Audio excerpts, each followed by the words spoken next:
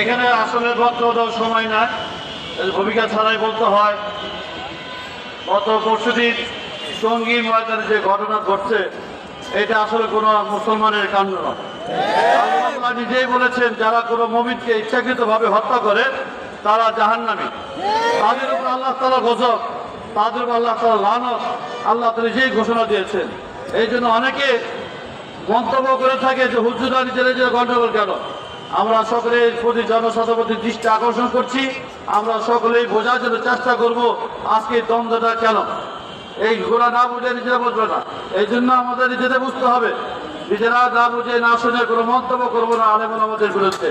আল্লাহ আমাদের সকলকে আলেম ওলামার পতাকা নিচে শহীদ তাবলীগের উপর থাকার তৌফিক দান করুন। ওয়া আখিরু দাওয়ানা আলহামদুলিল্লাহি রাব্বিল আলামিন।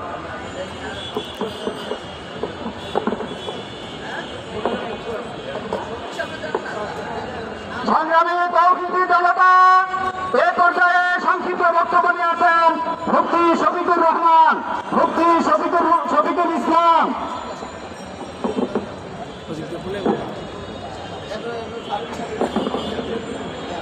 نحمده ونصلي على رسوله الكريم أما بعد قال رسول الله صلى الله عليه وسلم لزوال الدنيا أهون عند الله من قتل مؤمن بغير حق মহান আল্লাহ রাব্বুল আলামিন আমাদেরকে দ্বীনের কাজ করার তৌফিক দান করেছেন, শুকরিয়া আদায় করি।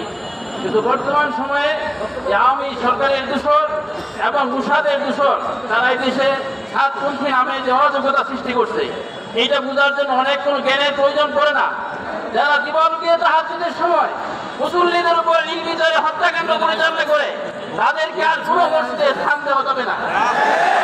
সহযোগিতা করা সম্পূর্ণ হারাম এবং সাফ যে কাজগুলো করেছে, যদি এই পরিবারের ইলিয়াস রহমানের পরিবারের পরিচয় না দেওয়া হয়, জিজ্ঞেস করা হয় সে কিরকম, প্রত্যেক আলেম বলবে সে কাফের হয়ে গেছে। এরকম একটা ব্যক্তির অনুসরণ করা সম্পূর্ণ হারাম এবং এটা উলামায়ে কেরামের দায়িত্ব। সারা দেশের আলেম থেকে উঠেছে, সারা পৃথিবী থেকে ছাত্রদিনদেরকে প্রতিহত করা হোক।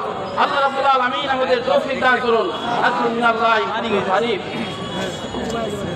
সংগ্রামী তৌহিদি জনতা, এ পর্যায়ে সংক্ষিপ্ত বক্তব্য নিয়ে আছেন ভাষান্তের থানা প্রতিনিধি এবং ভাষান্তের জামিয়া মোহাম্মদিয়া মাদ্রাসার সম্মানিত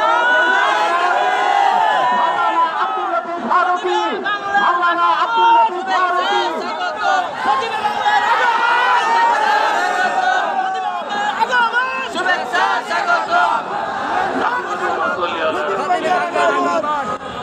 أما بعد فأعوذ بالله من الشيطان الرجيم بسم الله الرحمن الرحيم وقل جاء الحق وزهق الباطل إن الباطل كان زهوقا।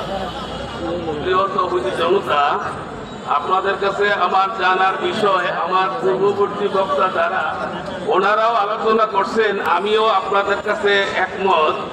যারা রাত্রের অন্ধকারে ঘুমন্ত অবস্থায়, নামাজরত অবস্থায়, সেজদারত অবস্থায়, জিকিরের হালতে যারা বাহির থেকে আক্রমণ করছেন, তারা কি আসলে ডাকাতই না, ডাকাতের বড়রা? এই ডাকাতের বড় যারা, তারা হইলেন এই দেশের সবচেয়ে বড়